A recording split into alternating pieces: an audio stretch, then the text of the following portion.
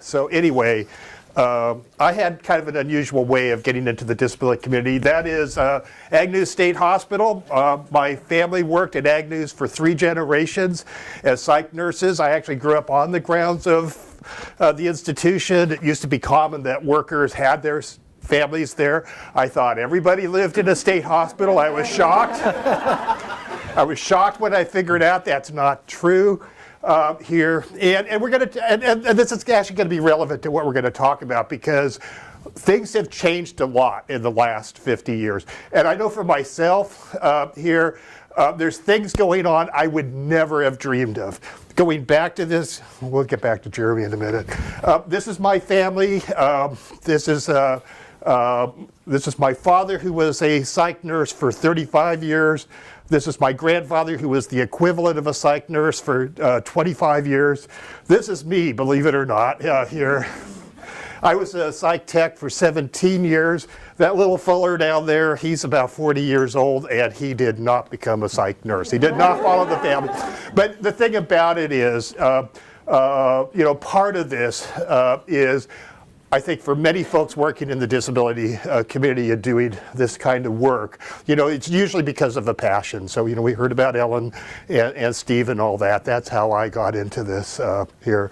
And I would love to spend all my time talking about myself, but I need to talk about this. Anybody know who this character is? Anybody from the Silicon Valley down? This is Jeremy. This is Ellen's son here. So here's the thing, and this is how I like to start this off, as we start talking about benefits 2018. And for you folks, this shouldn't be hard. Imagine you have a son named Jeremy that has Down syndrome. Now, that shouldn't be difficult, okay? Jeremy's likely to need some level of assistance for the rest of his life. Now, the thing about it is, how many people know of Tim, the restaurant entrepreneur now, right? I mean, people with Down syndrome are doing things we never dreamed of, okay? So you shouldn't assume that they're not capable just because they have an extra chromosome or 2 here. But in this case, let's just assume that Jeremy's going to need some assistance for the rest of his life. So you come to your financial advisor and an estate planning attorney to provide for his needs in the event of your incapacity or death. I'm sure you folks get the same thing. I get clients that come in and go, I want to do a special needs trust so if I died, we can, you're going to get out of this thing alive here. We're going to provide for Jeremy. So here, and as we're going to talk about here, as we go through the benefits, it's death or incapacity. The whole thing is taking care of Jeremy here. And Jeremy is otherwise happy, healthy, and he's very loud here, and likely to live for half a century. Now, when I was a young nurse, the lifespan of folks with Down syndrome was short. So estate planning just wasn't a big issue. Now, we don't know what the upper end is, right? We just don't know. Nobody knows, right? And as, of course, we're learning things about Down syndrome, like something that sure looks like Alzheimer's here. So we're learning as time goes on, but it's a work in progress. So here's the challenge.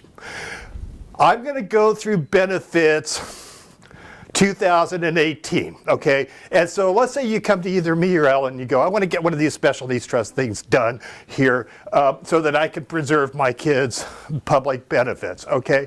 Benefit laws are going to change. How many people think the SSI rules will stay the same for the next 50 years? 5 months. We don't know, okay? So the thing is, you got to be really flexible because things are changing, okay? Social service systems will change. This is one of the reasons that working with folks like the Down Syndrome Connection is so important. It's not just the services that they provide, but it's advocacy, advocacy, advocacy, advocacy. And without that, well, what happened in the mental health system was a complete degradation of the community program. Could very well happen for folks with developmental disabilities. His condition may change. I will tell you, Jeremy is doing things that when I was a young psych nurse, I could never even have conceived of, okay? Just wasn't even something to talk about. His advocacy system will change. You do part of this. You're here on a Saturday because you are your child's advocate. unless you have absolutely nothing better to do, right? Okay, so the thing about it is, it's not just keeping stuff, but it's being that advocate to help Jeremy live the quality of life he needs. Attitudes will change. Attitudes for developmental disabilities have changed dramatically. And even, this is one of the works of Down Syndrome Congress and Down Syndrome Society, is working on a change of attitude to folks just assuming that if somebody looks different, they're not capable. We know that's not true. The amount of resources he needs is going to change. I get this question all the time. How much should I set aside for my child's special needs trust? And the answer is, how in the hell could I possibly give you a number? Because if the Latterman system stays as it is today, with the entitlement, maybe he needs just a little bit. If it changes or it collapses, which is entirely possible, you don't have enough money, right? And so that's one of these things on two sides. One is to be that vigilant parent or family member and do the best you can. The other one is support organizations like this organization that is going to advocate for quality of life. So it's not just the services, it's that constant advocacy. Trustee and trustee support options will change. The choice of trustees is the single greatest issue about whether this is going to work or not work, okay? There's a thing I call the magic document syndrome, which is if I have a trust done, all of my problems will be resolved. That's absurd, okay? Although I have very nice documents, but it's all the document's going to do is even as we get into the benefits, is it's going to set it's like the Constitution. It's going to set a bunch of rules. But somebody's got to make some judgments here. So here's the big question. Does he need a special needs trust or planning? And the thing about it is, he may need assistance managing funds. We need flexibility to change with circumstances. Things are going to change in ways we can't conceive. We need to focus on advocacy and asset protection. And maintaining quality of SSI and Medi-Cal is just a tool. But the focus should be quality of life. So anyway, let's just go back to this. Now let's talk about benefits and how that works. Okay, so at this point, Ellen's talked about the box, the trust here, but let's talk about what we're preserving. And as we go through it, think about it this way. There is a price of being on these benefits, okay? They don't come for free. Okay, and as we talk about this, and I'm happy to take questions within reason here, as we go through this, it's not just the qualification for the benefits, but our objective for Jeremy is for him to live the best quality of life possible and to be able to make decisions for himself. So when we get down to benefits, and I'll just put these all up. I know we probably get this all the time. What is your kid on? Social Security. What has that told us? Absolutely nothing, okay? So the thing gets really confusing. So that's what I'm going to walk through. There are two types of benefits, okay? The first is what are called needs-based benefits, which is where I'm going to do a lot of my focus. Things like SSI, Medi-Cal, food stamps, legal aid, utility payments, housing subsidies, or Section 8, that kind of thing. I will tell you that housing is the biggest issue that I deal with the families I deal with, second to nothing. Where will my child live, especially the Bay Area? Disabled or not, it's a big issue, right? The other one we're going to talk to, and what's common with these programs is you have to show a need based on disability and limited income and resources. They're welfare programs, okay? These are entitlements. So for the vast majority of you, eventually your kids are not going to be on SSI anyway. They're going to be on a program called Childhood Disability Benefits. So there's entitlement programs that include Social Security Disability Insurance, a program called Childhood Disability Benefits, Medicare, and special education. Theoretically, your child could win the lottery, but if they qualify for these benefits, it's not going to interfere with qualification. So that's what I'm going to cover. By the way, the last thing I'm going to show you is a website where this has been recorded. So you can, if you want, you can listen to this part of the lecture over and over and over again. People do. Why? I'm not sure. Here's another way to look at it. Usually it's when your child turns 18, they'll qualify for SSI. Tied to the SSI, they will qualify for Medi-Cal. And we're going to cover, that's one way to qualify for Medi-Cal. It's not the only way, but usually these are tied together. So that's the cash program, that's the medical program. For our entitlements, it's either Social Security disability or childhood disability benefits, and tied to that is Medicare. For many of you, your children will get a combination of this someday, your child with a disability. So let's go through that. What is SSI other than a damn confusing program? SSI is a federal program administered by the state, and it's based on showing a sufficient evidence of disability and financial need. And it's intended to pay for food, clothing we don't count any longer, and shelter. And for $910.72, they're supposed to pay for their food, clothing, and shelter in Danville. Pick Danville, Turlock, it makes no difference. That number is just wacky, right? So somehow, in fact, there used to be some place in Mississippi where you could actually live on SSI. There's nowhere where you can do anything that isn't way below the poverty level. So it's not a ton of money. To qualify, there's a three-part test. The first test is, are you disabled? Which I'm going to go through, and you'd think, well, that's kind of silly because he's got Down syndrome, for God's sake, right? Here. And in the vast majority of cases, qualification will be easy, but it's not just the diagnosis, okay? The second test is the income test that determines how much you receive, and the third test is a resource test that determines your eligibility. So let's go through this. What is disability? Okay, it's not just a diagnosis. Now, if you have a diagnosis of Down syndrome, there's a thing called the Red Book, which is not red here, that actually will list it. So it's a presumptive disability, but it's really based on what's called substantial gainful activity. So the definition is you have to be under the age of 65. Over 65, by the way, I'm 66, you're elderly. I don't like that, but that's okay here. Somebody under 65 who's not able to engage in substantial gainful activity. We'll go through what that is in a minute here, because of a medically determinable physical or mental impairment that's expected to last a year or longer and to death. Now, my expectation is if your child has Down syndrome, they're going to have Down syndrome for longer than a year. So, by the way, I have a niece who has Down syndrome, and my expectation is she's going to continue to have Down syndrome. So what does that have to do? It's a functional test, and this is going to come up two ways. Normally when you apply, this isn't going to be difficult. It's not based on the diagnosis. It's based on whether or not you can earn $1,180 a month. If you can earn more than $1,180 a month, you are not disabled. So here's the cool thing. We can make Jeremy not disabled. All he has to do is earn more than $1,180 a month here, and Jeremy would think that's cool. I'm going to show you a website later as I get to the end of this, but you can write this down. Working is a good thing. I mean, generally, it's a good thing. And if we can turn your child into a taxpayer, and this is from a very liberal Democrat here, I'm for that, you know. Let's turn them into taxpayers here. But there's a great website that goes into exceptions for working, and it's called disabilitybenefits101.org or db101.org.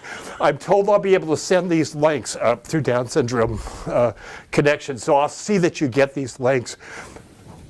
You should really be suspicious when somebody tells you they can't work. But the definition of disability is, can you earn $1,180 a month?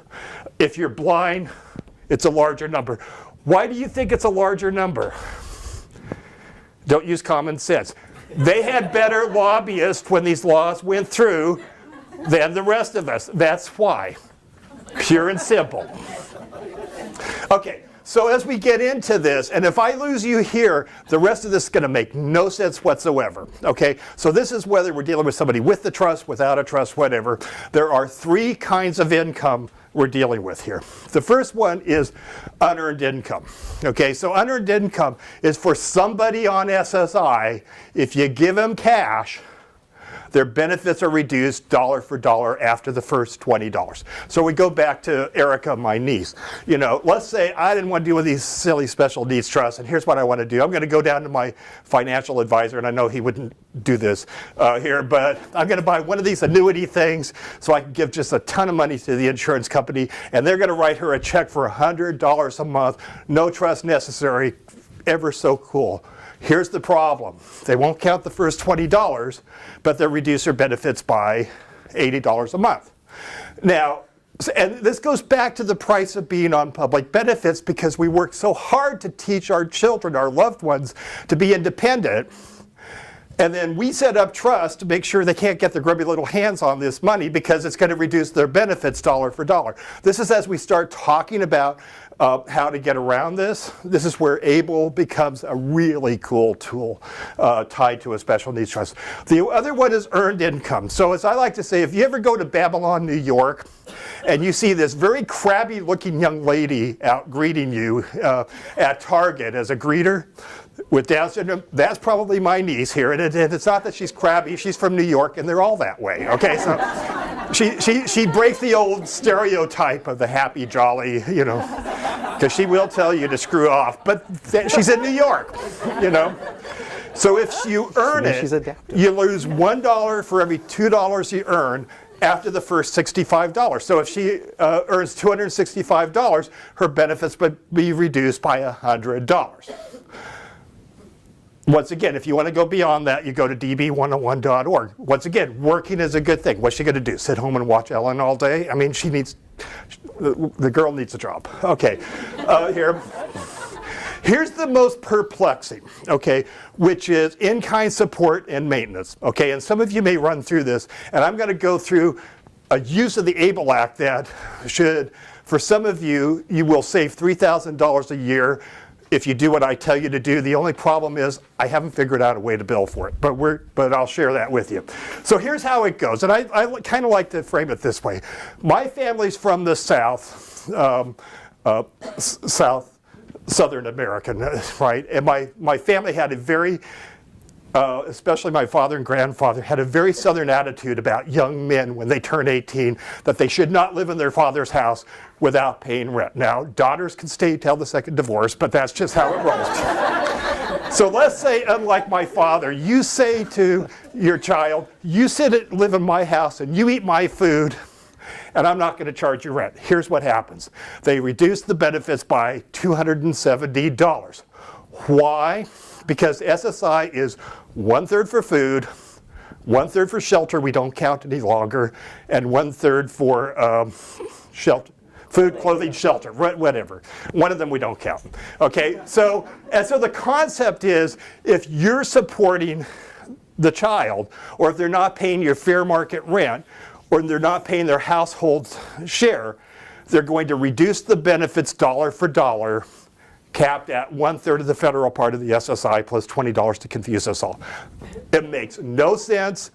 I'm on the board of the ARC of California and a bunch of other boards with a thing called the CCD. We ask every year, can we change this insane thing? Because you would think you're supporting your child, you should get a tax break or a thank you, and you get a reduction in benefits. Anybody going through that? I'm amazed if we don't. So anyway, okay, so those are the three kinds of income. Well, going back to a trust, if we have a trust that pays for shelter, benefits will be reduced dollar for dollar for the assistance, capped at $270 this year. And I'm going to go through an example.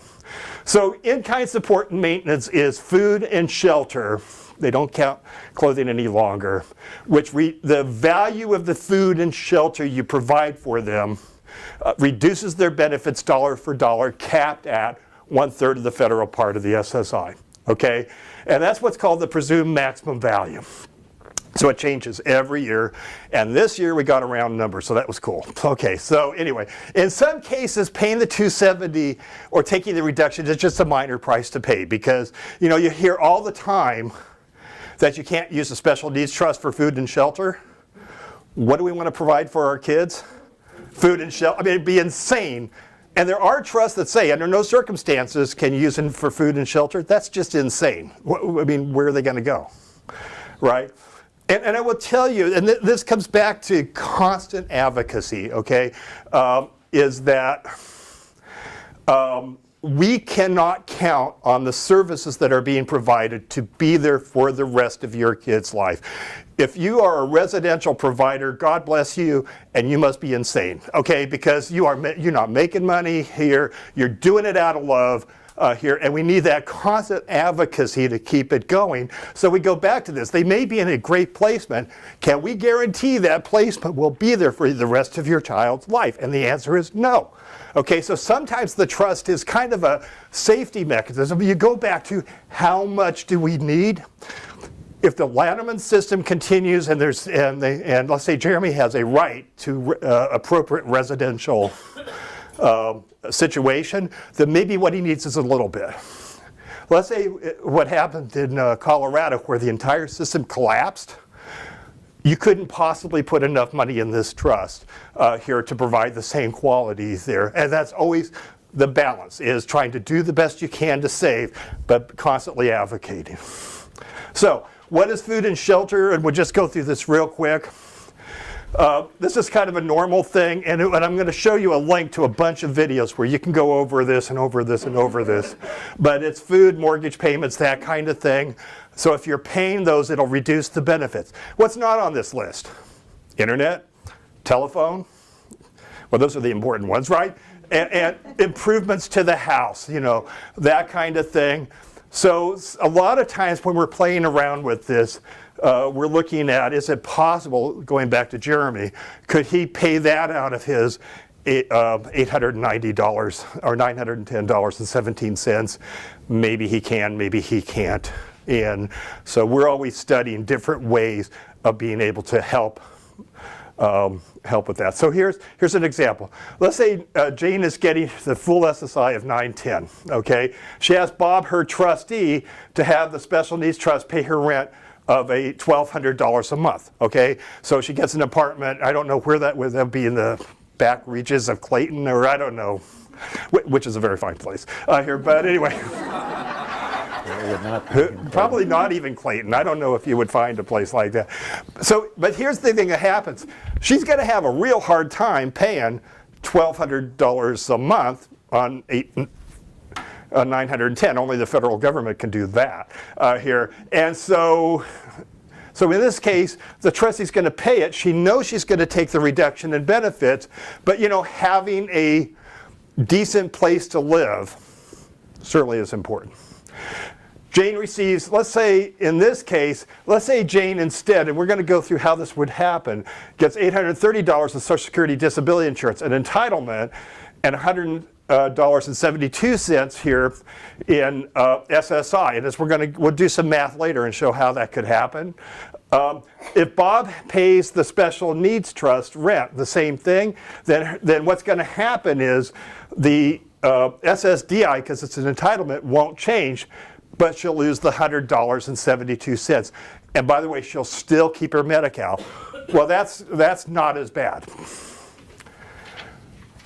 So anyway, you go back to this. A lot of this, and you know, part of this of working when you're choosing an attorney, it's not just do you do special needs trusts, but do you do them, but also do you get involved in the administration of the trust as a trustee or as a counselor or whatever? Because I will tell you, you learn once these things are up and running here.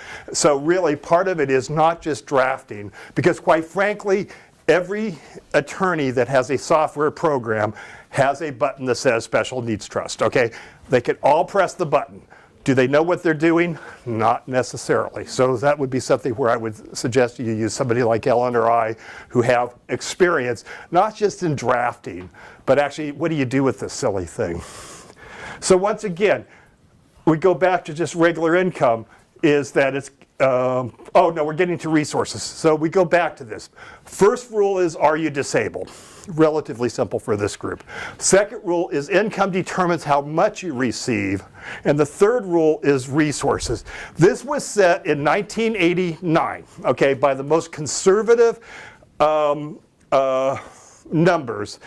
if there had been a conservative cost of living increase, this should be somewhere around $18,000, okay? Once again, the CCD every year asks them to raise that amount to something bordering on reasonable, because 2,000 is just a ridiculous number here. So if their resources exceed $2,000 on the first moment of the first day of the calendar month, they're not eligible for SSI, and in some cases Medi-Cal for that month. So there are some exceptions to this. You can leave a person on benefits a residence of any value that they can hold in their own name. I will tell you, with very few exceptions, that's a really bad idea. You should put it in the special needs trust. And once again, I'm going to show you a link that has a video on putting a house in a special needs trust and how you can maximize leaving it there. But you can leave them a home of any value. And I'll tell you, more and more families I'm working with are struggling and buying that second home here, so that they can have a solid place for their child to live in, and then fill in the services with what are called SLS and ISS services. In that home, you can have all the junk you want, okay?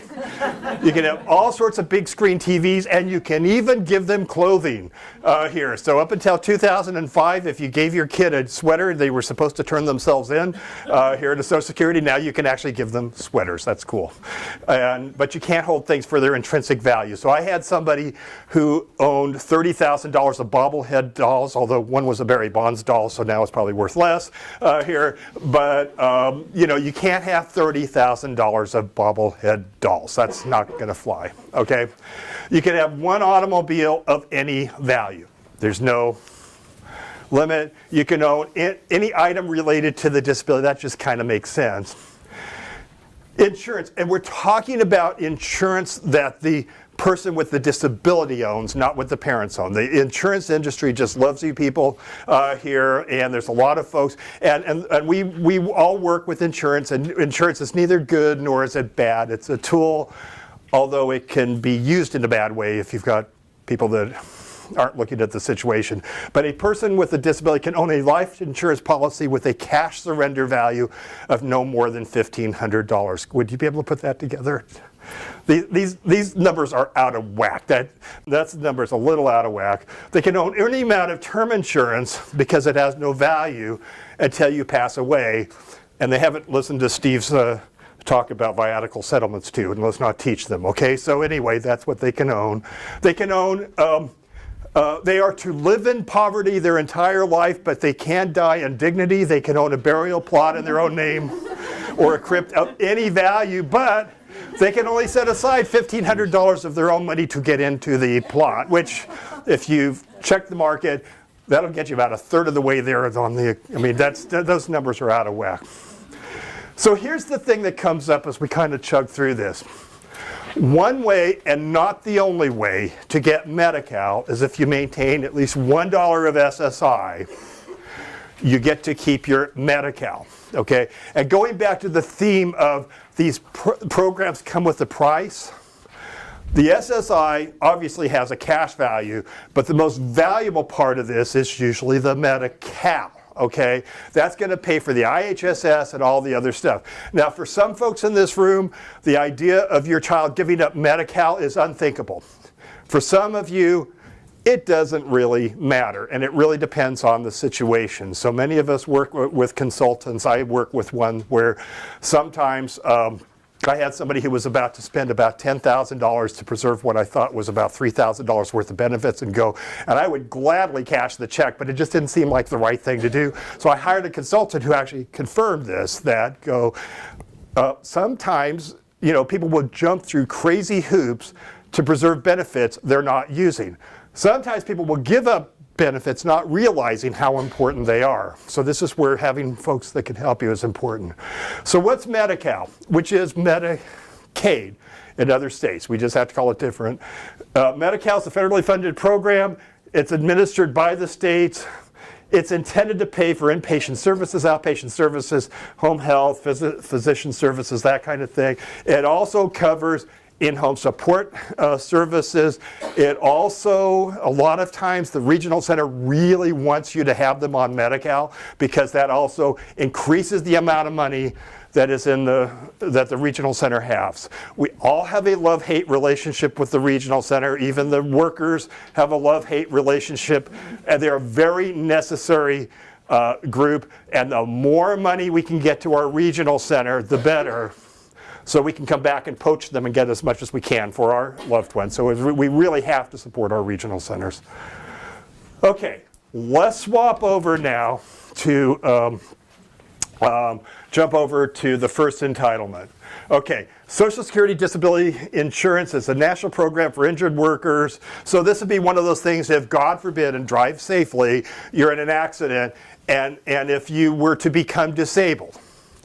And what's the definition of being disabled? It doesn't mean you get diagnosed with Down syndrome here. The definition is inability to earn $1,180 a month or whatever the number is, okay? So it's not just that you were injured and that kind of thing.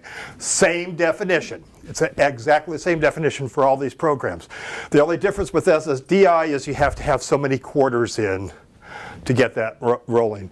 There is no income or resource limit, right? So Donald Trump could possibly qualify and he would still qualify. If Jeremy won the lottery, he'd still, and he was on SSDI, and as we're going to see childhood disability benefits, it's going to continue because it's not a needs-based benefit. So here's the one that's important. You know how you get this thing from Social Security that says if we don't run out of money, this is what we think you're going to get here. So if your child is disabled before the age of 22, now for this group, that should be pretty easy, okay? Then they will probably qualify for childhood disability benefits. And it's paid when a parent is either deceased or getting Social Security retirement or getting Social Security disability. Okay, so one of the things is that when you go on Social Security, your child will go on Social Security as well. The child has to be disabled before the age of 22. This is easy for this group. And has never been substantially gainfully employed, okay? This part sucks, okay? Once again, I think we should do everything we can to turn our loved ones into taxpayers. You know, I mean, that's what we should be doing. And unfortunately, this is one of the few areas where you got to be a little careful. Benefits are not payable until the eligible parent dies, retires, or becomes disabled themselves. Social Security is not affected by the child's assets. It's an entitlement. So we go back to this. If the Social Security, the childhood disability benefits, and as we're going to see later in the Medicare, is all that Jeremy needs, then we don't need to worry about income. Okay, so let's go back to this. So upon the disability or retirement of the parent, the child will get an amount equal to 1/2 of the parent's benefit. Upon death, that's 3/4. So let's do some math. Okay, let's say here that Helen's been disabled from birth and is receiving $910.72 in SSI. I cannot guarantee this math. I am a tax attorney, but I count on my fingers. So if their math is wrong, what the hell? That's what CPAs are for. Okay, so let's say Helen's father, Earl, retires and he's getting $1,400 a month. Math should be pretty easy. You take $1,400 divided by 2, which is 700, and then they have the $20 disregard. So that means that the childhood disability benefits, which is unearned income, right? Jeremy didn't earn it, or Helen didn't earn it here. So it's going to reduce the benefits by $680 a month, and which means that Helen's now getting $230.72 of SSI and $700 of childhood disability benefits. She has $20 to the good, and you go, big deal, right? Who cares, right? And there is kind of a pony in this thing when we get to it. Next example, Earl dies, and now the math is really easy. If my math is correct, you know, 3/4 is $1,050 of childhood disability benefits. You subtract that from the SSI, completely gone, which is fine. Anybody have a loved one on SSI? Do you just love dealing with Social Security on SSI? And it's a very nosy program, right? And I mean, they're on this, it's a much friendlier program, okay? So in this case, the SSI is eliminated. She'll lose her SSI linked Medi-Cal but she will continue to receive the Medi-Cal, okay? So she's going to get the best of all worlds. If an adult disabled child loses the SSI benefits, then once again, they're going to, she'll keep her Medi-Cal under a different program. Now here's the next thing, and then I'm going to jump to a few other things because I'm trying to cram a lot in. Medicare. Medicare is a federal program for people over 65, so I'm getting Medicare, hard to believe here, or for people under 65 who've been getting Social Security based on disability for 2 or more years. So we go back to that. Ellen, after 2 years of getting childhood disability benefits, will get Medicare and Medi-Cal and Social Security disability, the childhood disability benefits, and we're going to have a different set of food and shelter rules that are much easier to deal with and all of that. So here's the thing as we go through this, and I do this all the time. I'm going to show you, and I'm going to have a link sent to you where you can look up the video of this and go through it again and again, because a lot of this doesn't make a hell of a lot of sense. It's just the way it is. Okay, I want to go through, here's what I got here. In anticipation, I have been obsessed by the ABLE Act, so here I've got, just in case, here. I wanted to go through a couple of things with ABLE, just having to do with benefits. Once again, I have 17 videos on the ABLE Act, and I'm shooting a bunch more on this. I'm excited about it, and I'll tell you the reason why I am excited about it. Part of this is, we go back to my niece. My niece here, Erica, is on SSI and has never purchased anything for herself. Not once in her life, and she's 35 years old, okay?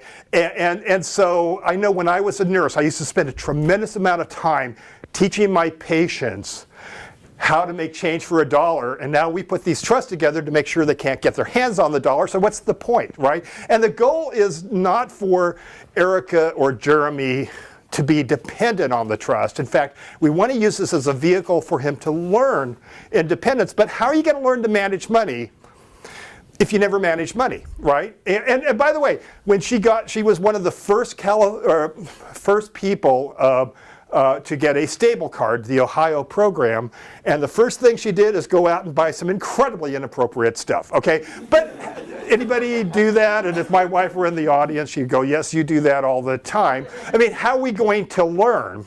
So one thing it's been really great for is that she's actually learning how to use her little stable card. It's a debit card, and she's learning how to make appropriate expenditures. And we only put a little bit in, and then she spends it, and a little bit as she needs it. So we're not using it as a savings tool. We're using it as a safe bucket for her to be able to learn how to become more independent. So a couple things I want to cover on this, and then I want to show you, once again, for some of you, a way to save about $3,000 a year, and sadly, you don't even need an attorney. It's just terrible. Okay, here's one of the things that comes up with Down syndrome, okay? We should never assume somebody with Down syndrome is competent, and we should never assume that they're not competent, right? And what is capacity? It's kind of like obscenity. You kind of know it when you see it. I mean, sometimes it's really hard to define, right? And that doesn't mean making bad judgments, because, well, then there's a bunch of us that would probably be conserved right now. It's whether or not you can do it through a rational thought process. So to establish or manage it, it can be established by the individual itself, okay? It can be established by an agent under a power of attorney, assuming that the person setting up the ABLE account has the capacity to do this, okay? It can be set up by his or her parents, or by a legal guardian or a conservator. And as Ellen was saying, having the courts manage your kids' money is generally not a good idea, right? Good for me, not for, because we make a lot of money off of that, but it's really money that could go to the person with the disability. The law presumes that the child is competent. So let's say with Erica, who definitely is competent. Can she add up a column of numbers? Absolutely not, okay? Does she have opinions? There's times I wish she'd keep them to herself, but she certainly does, okay? Does she know what she likes and doesn't like? No question about it, okay? So her account was actually set up by her parents, but if Erica demanded to control that account, there's nothing you can do to stop it, you know? So as you're dealing with ABLE accounts, especially for our community here, really think the capacity thing through. And you know, one of the videos we have up about capacity, just think about it. It doesn't mean you shouldn't do it. It's just on the other hand, the idea of Erica having access to $100,000 in that account, ain't no way that's going to happen. Okay, she has a lot of capabilities. That's not on the list, you know. But there are many folks with Down syndrome that are. I have about 10 minutes, don't I? Okay, so here's the scenario. And I apologize, I have this fascination with cartoon programs. So Fred and Wilma have a daughter named Pebbles who was born with severe developmental disabilities. Okay, Fred and Wilma established an ABLE account under their authority as the parents. That was on the list, right? By the way, Uncle wasn't on the list. Why? I don't know, but it's just not, okay? So they do that. Pebbles lacks the capacity to manage her account or to execute a power of attorney. Fred and Wilma maintain signature authority over the account. So as long as they're alive and competent, everything is okie dokie. Fred and Wilma pass away in a tragic accident, and their neighbor and best friends Barney and Betty step up and take care of Pebbles. Nice neighbors, okay? In order for them to assume signature authority over the ABLE account, they're either going to need to become the guardian or conservator, or they might adopt her, okay? But so here would be the thing. ABLE accounts are great. It should roll out in April, maybe, but it's coming in California. You can set them up in other states now and move them over. So like my intention is to move Erica's account to California when we're up and running because, well, I'm a Californian and I want to use a California program here. But you know, you need to think about the capacity issue. So like in her case, we have a special needs trust for her, and what it basically says is just keep feeding the account as needed, but don't put a ton of money in that thing, okay? It just doesn't make sense. If the individual wants to have a sibling have signature authority, then use a power of attorney. I will go back to Jeremy. I would tell you that Jeremy is competent, and if he wanted to have his brother that doesn't exist be the power of attorney, then he would do it through a power of attorney. If they wanted to. The only thing I'll just mention is a lot of folks assume that if you look different, you don't have capacity. And a lot of folks assume that if you look normal, like a lot of folks with autism, that you do have capacity, and we know better than that, don't we? So oftentimes when I have somebody who executes a power of attorney with Down syndrome, I may want to attach a doctor's letter because people are going to assume that he didn't have capacity when he signed it, and you don't want to be arguing with the hospital or somebody in the middle of some sort of a tragedy here. So just a word of advice. So in determining whether it's right for your loved one, if the able beneficiary has capacity to manage the account, then establish a power of attorney and move on. If not, then think about what you're going to do. There's no right or wrong answer, but as long as you understand the issues, it'll take you to the right place. Here's the big one, and this thing is astounding, okay? So this thing right up here where it says SI 01130.37340, I guess I'm dyslexic today. That's what's called a POMS site, Program Operation Manual System. When you call Social Security, does it ever seem like they're reading a script? They're reading a script, okay? This is guidance to the eligibility workers. So a lot of what we try to do is teach people how to look up the script before you call Social Security. You will find this shocking. They make a lot of mistakes here. In fact, they make a ton of mistakes. So what I'm going to read to you in a minute here is directions to eligibility workers about how you handle different things. So let me just tell you what this means in a nutshell. The ABLE accounts are administered by the Department of Treasury, okay? Not by Social Security. Social Security, I'm here to tell you, is not a disability-friendly organization. To think it is, you're just kidding yourself. On the other hand, you'll find this shocking, the Department of Treasury has historically always been a disability-friendly group. It was a work of genius that they didn't bring it under the Social Security, it's under the Department of Treasury.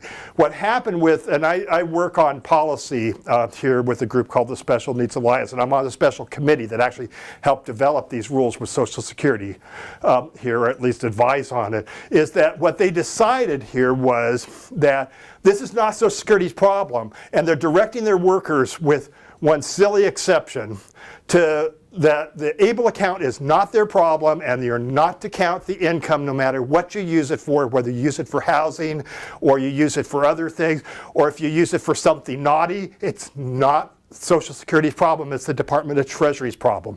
Now, for somebody who has an ABLE account, where would they get nailed by the Department of Treasury? If they were caught in an audit, and we're being recorded, right?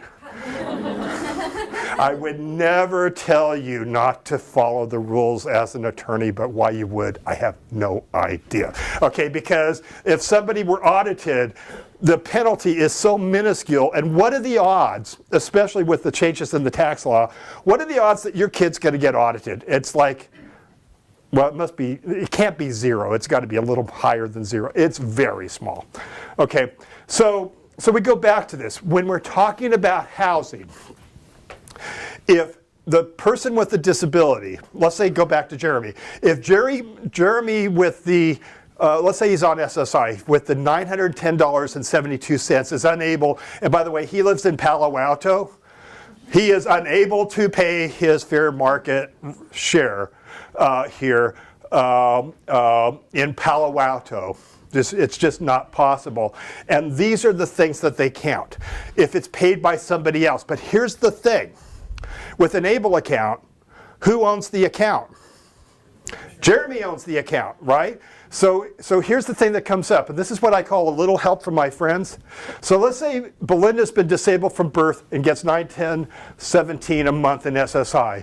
A major expenditure for her are housing and utility payments. Okay, she'd like to move to a nicer apartment that would cost $1,000 a month. Okay, this is not in Palo Alto either. Okay, so anyway, but she needs some assistance in order to make the move. So Belinda's parents, if they were to give her $1,000 a month directly, okay, just go, here honey, here's $1,000 cash. That's not going to work. That's unearned income. That's going to wipe out her SSI, right? Now we get a little closer. We're going to pay the landlord directly, whether it's from the Special Needs Trust or from the parents directly.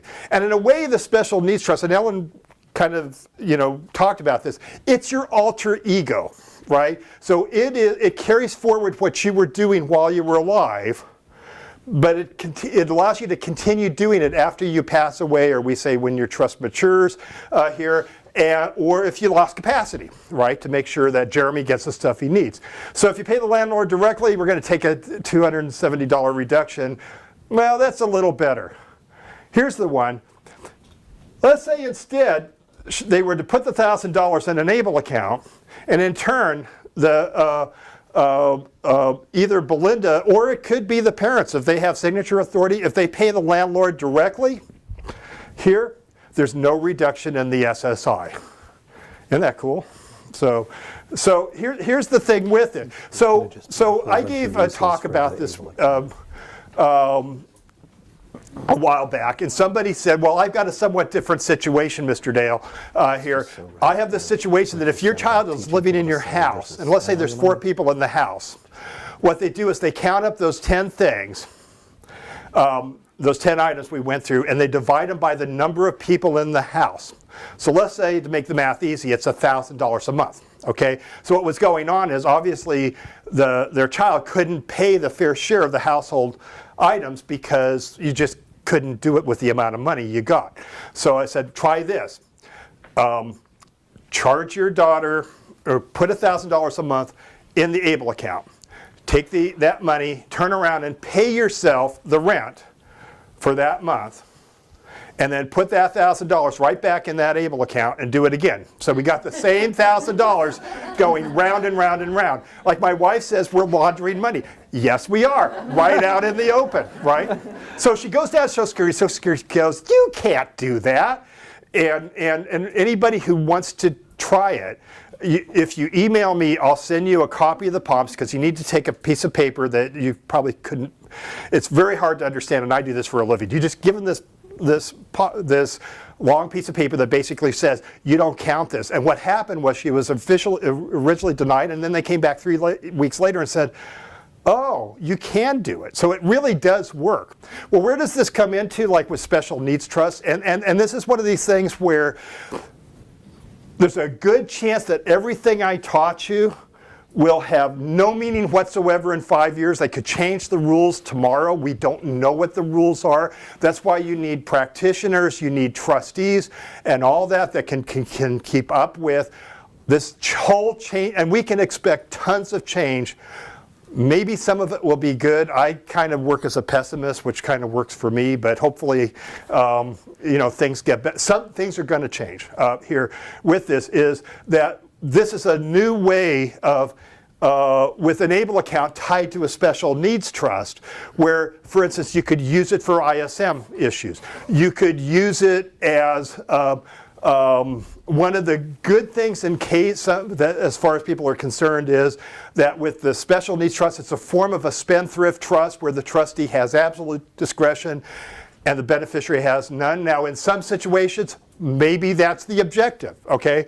But in some situations, if we're really looking at, trying to encourage our person with a disability to be as independent as possible, that really sucks, right? So this is a way that with the ABLE account tied to the special needs trust, and most of the folks I have that are using it aren't trying to fill it up. They're using it to fund it so that Jeremy could have some control over his life, that Erica can learn how to manage money and quit buying stupid stuff, although Uncle Steve does that too. But but she can learn, she can have some control over her life and that kind of thing. It's a great tool tied together, and especially for the Down syndrome community. I see tons of